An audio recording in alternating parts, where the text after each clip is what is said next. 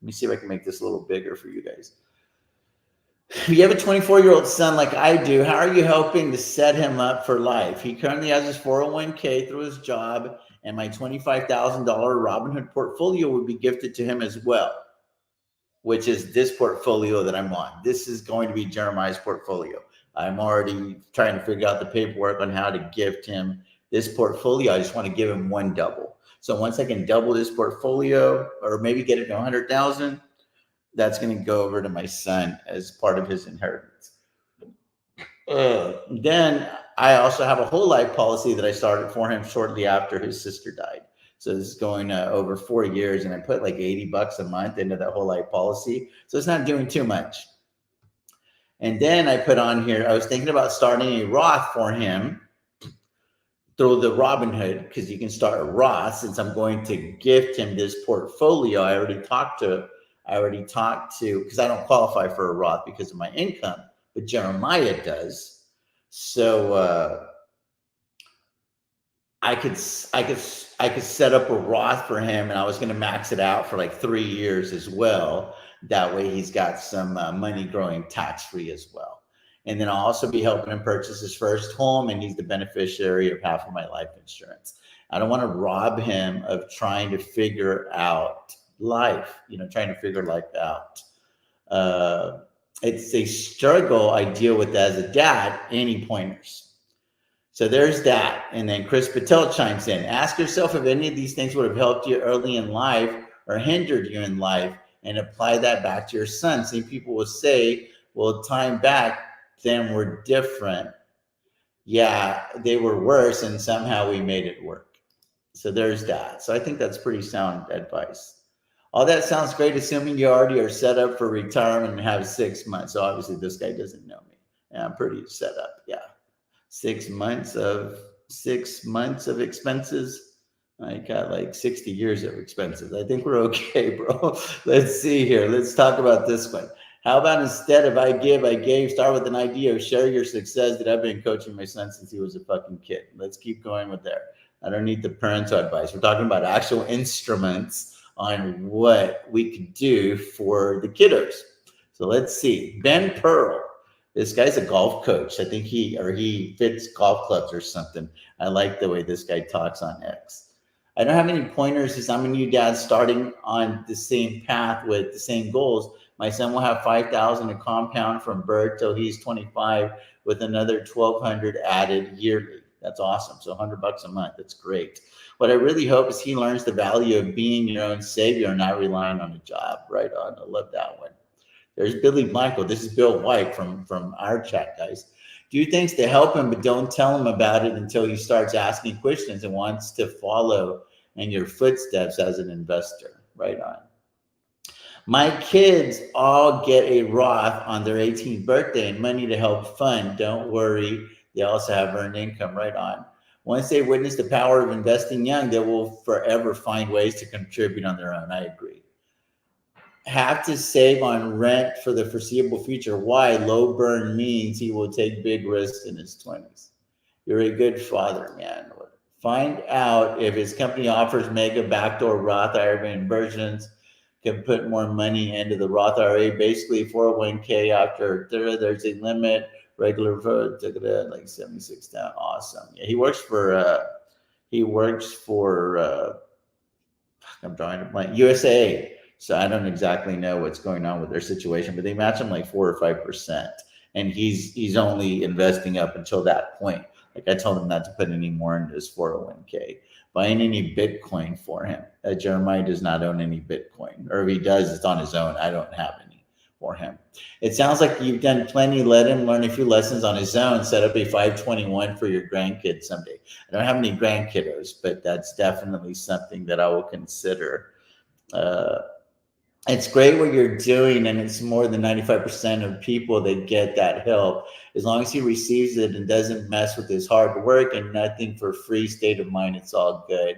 I would X the Robinhood and contribute to the Roth instead, maybe even help him with the HSA, the health savings account, if he qualifies, and that can be invested. The most important thing for a young person is to live below their means, work hard, and live with purpose. I like that.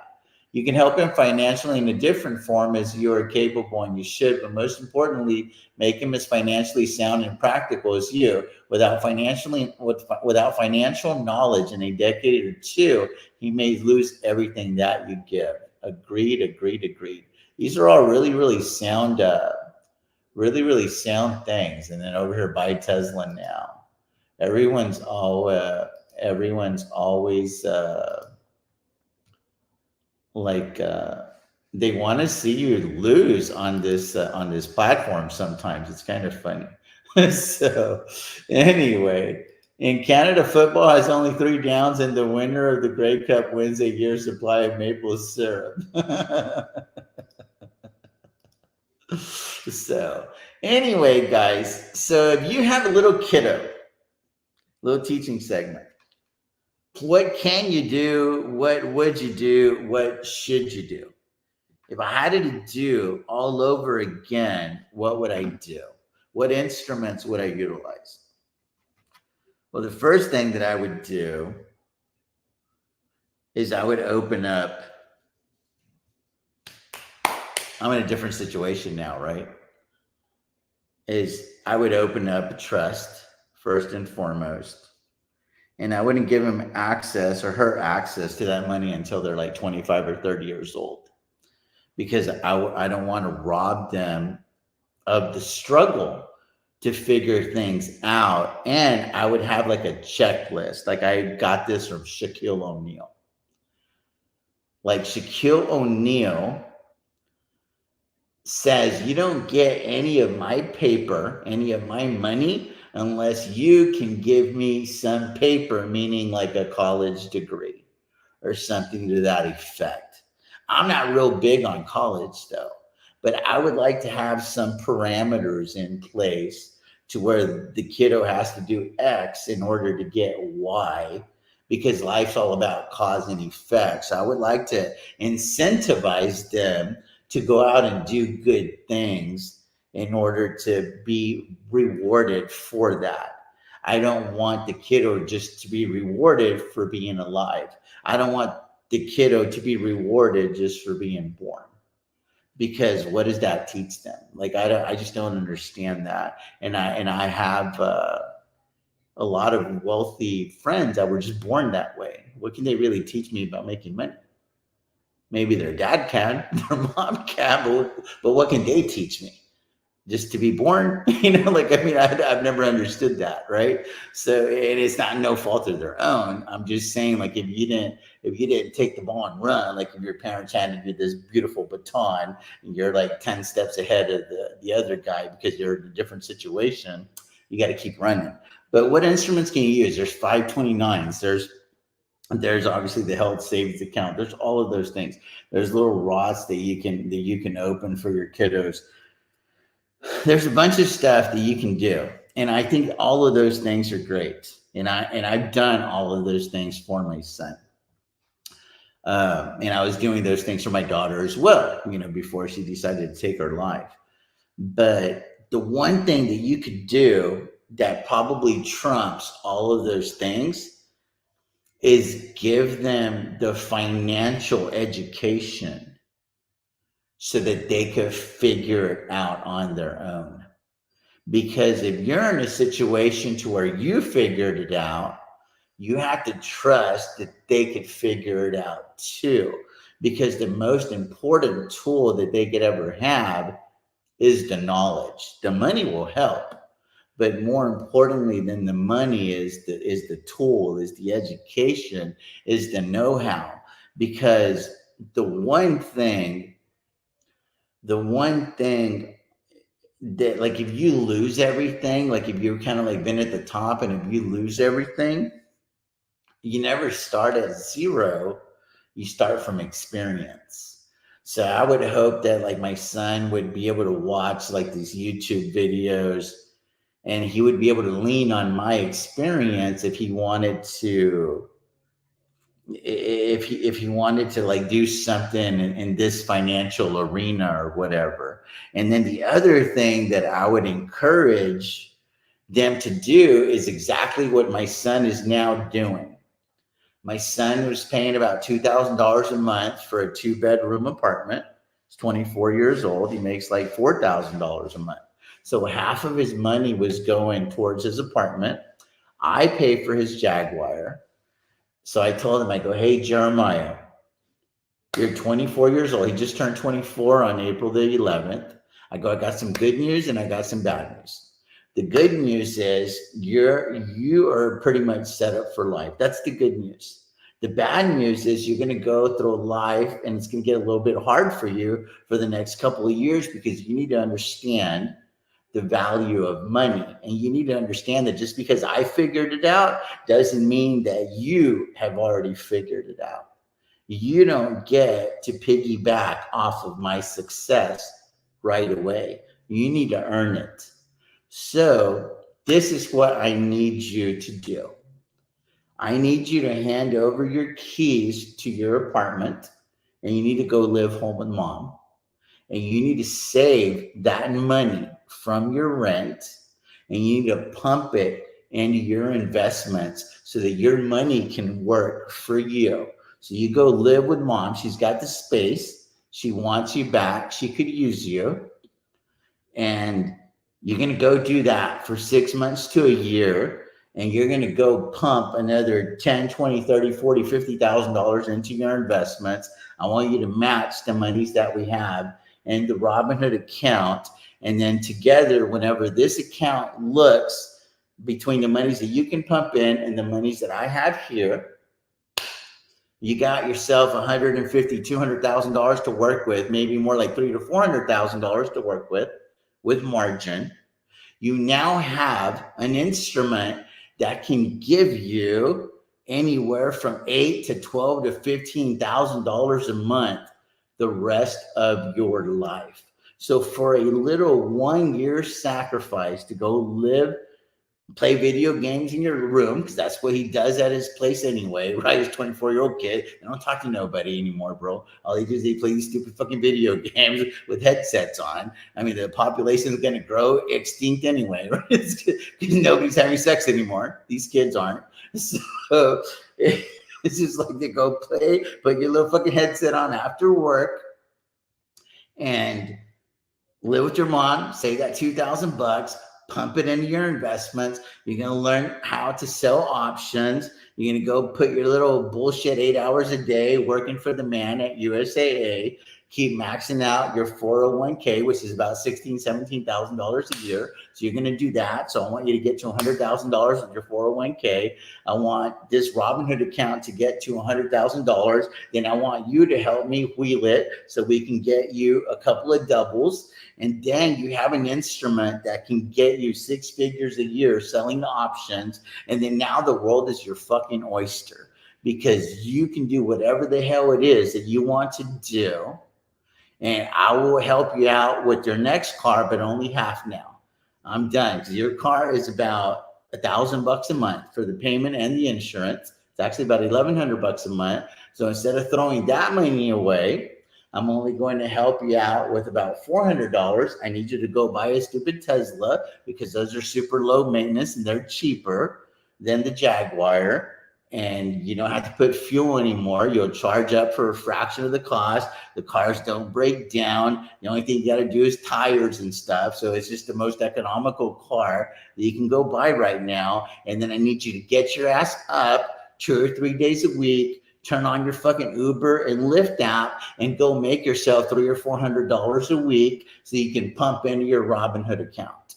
And you need to go hustle the way that your daddy did to go out there and fucking make this shit happen. Stop living like you're rich. Because the thing about me is I still live like I'm broke so that I can get richer.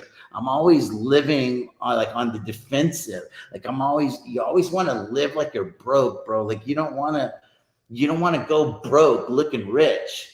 You want to be so fucking rich and living so fucking broke that you have people so confused about who you really are. Because that's how you always keep the edge. That's how you always have the grind going. It's like, oh, why doesn't TJ just fucking kick back, relax on the fucking island, look at the portfolio, he's doing fucking amazing, because I want to get to $100 million fucking dollars. And the only way that I could do that is I got to keep the edge. I got to keep the fucking edge going. I got to get something that gets me fired up and I got to get fucking rocking and rolling with it. So I'm taking the money that I'm squandering on the stupid car and pumping it into his investments to help him out, but only for the next 3 years. And after that, he's done. Like, I'm cutting Jeremiah off on his 26th birthday, maybe the 27th. And the last thing that I'm going to help out my son with is the purchase of his first home. And hopefully that'll happen here in the next year to 18 months, because he's got to be in his job a little bit longer. He's got to have enough money for his down payment and all that stuff. So I want him to buy a home in the medical center district, maybe a condo, maybe take on a roommate. That way the roommate can help him pay for his mortgage and do all of those things as well. So we'll see, we'll see. But I just don't want you to go through life thinking that life's that easy, because, dude, life's going to get hard at times is what I'm saying. So it's real important that you teach your kiddos how to deal with those tough times.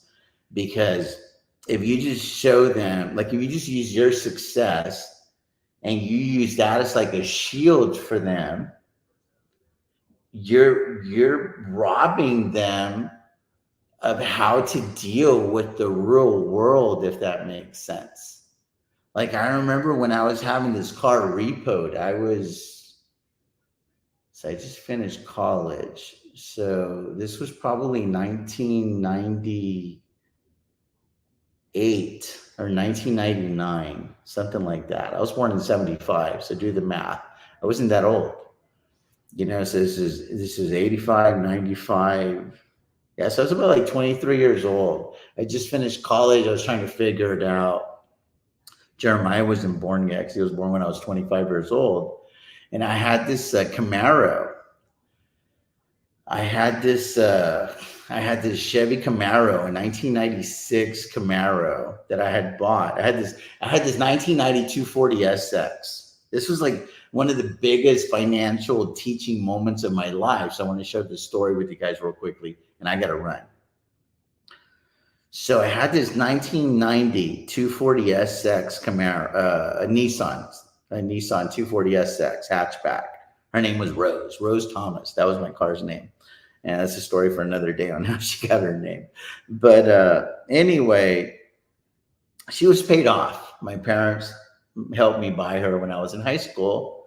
It's $10,000, and it's a lot of money that they didn't really have.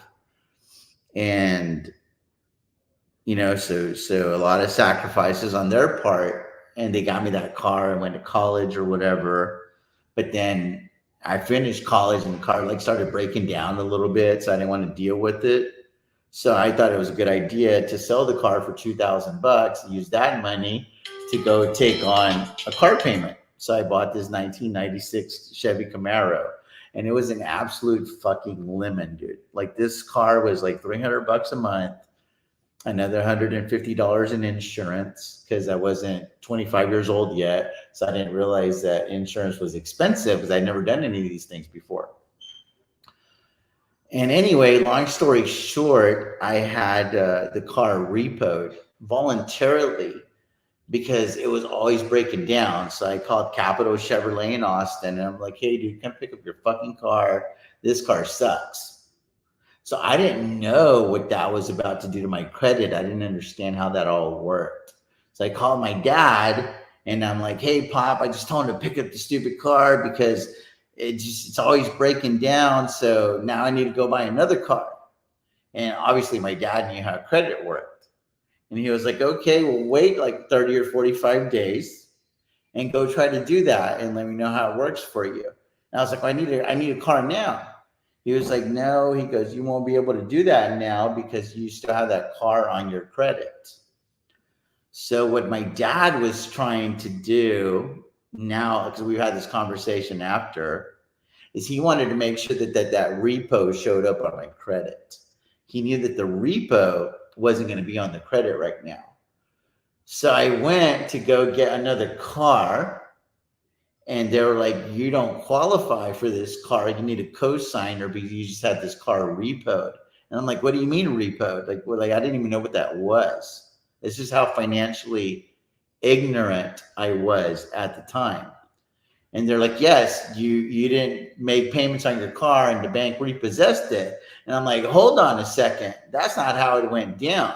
This car was a lemon. It was breaking down. I told the dealership to come pick up their car, that I refused to pay the car because it was never working properly. I've owned the damn car for over a year, and like 8 months out of that year, it's been in the fucking shop, and they don't even give me a loaner car. So I feel like it's not just for me to continue to pay for that car. And they're like, well, that's just not the way that life works. So that was a real tough lesson for me, because for about 6 years after that, 7 years after that, this shit was on my credit report. So life was really, really hard for me financially during my 20s, my late 20s, because anytime I wanted to do anything that required credit, I had to like explain myself that I had this big old derogatory mark on my credit, and then I have to give more money down if I want to finance something. A, B, if I want to finance something, the interest rate is going to be even tougher. It's going to be higher. So they make you pay more money down when you want to finance something if you have shitty credit. And then you gotta pay higher interest rates. So that $10,000 item will end up costing you like $18,000 or $20,000 or something like that. And it was just crazy. It was absolutely crazy. So I learned that the hard way. So I don't want that for my son. So I always educated him on his credit. So now, my son's got like a 775 credit score at the age of 24 years old. But I started him early. I put him on my Discover card. Now he's on my Amex card. Now he's got 2 or 3 cards on his own. I monitor him. I'm like, hey, Jeremiah, what are your ratios looking like? Because this kid's got like $40,000 of available credit on plastic. So it makes me nervous at times. He's like, oh, Pop, my balances are like $2,000 or $3,000 or something like that. I'm like, cool. Can you afford to pay those all off right now? Because I don't want you paying a lot of interest. So I spent a lot of time educating him on all of that stuff. Like you want to be the one collecting interest. You don't want to be the one paying interest and all that stuff. So as a parent, you can only do so much. If you're in a situation where you can get all these instruments together, do those things. Because you can set your kid up for life for about $100 a month if you do it early. Like if you do it whenever they're born, it only takes about $100 a month, maybe $150 at the most.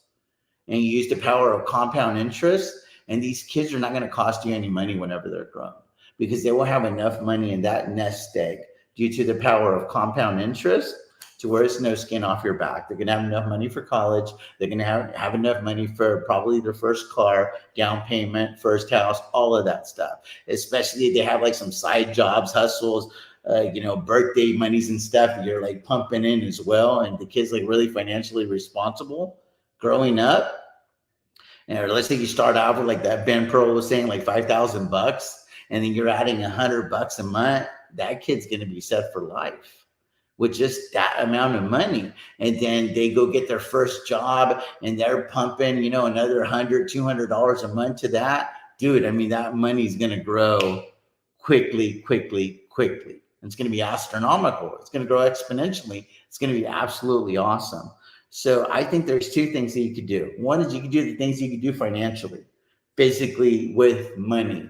But more importantly, it's the thing that you can do that doesn't have anything to do with actual money.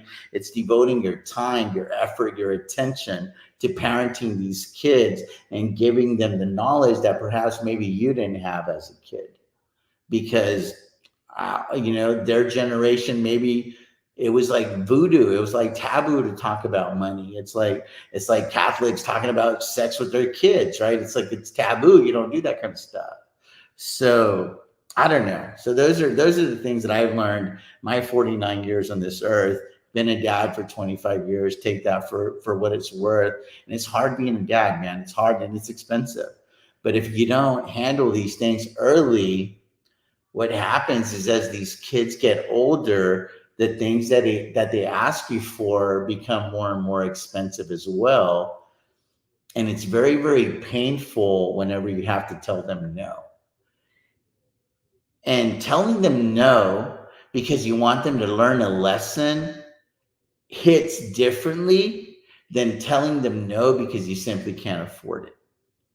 Like, it feels differently as a parent because I've been on both sides of that equation. So anyway, take it for whatever it's worth.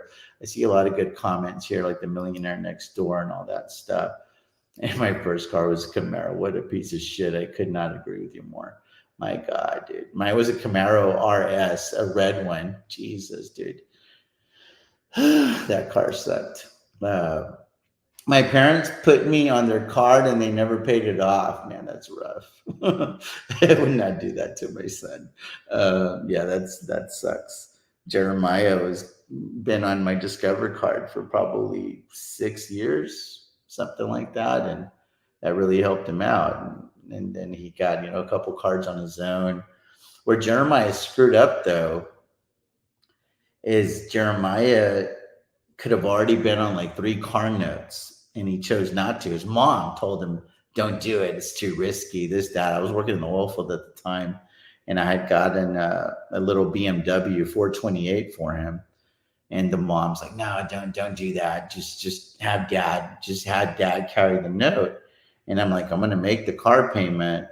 Jeremiah needs to get on this loan. That way, one day he could be buying these cars on his own. So now he's going to buy the Tesla and I'm not signing on the note. And now he's not getting the best interest rates because he doesn't have any car credit. So as good as his credit is, it's all credit cards. It's all, yeah, he's got this little lease or whatever that he's been on for like 1.5 years, 2 years now. That's cool, but that's not, it's okay, but it's not really anything.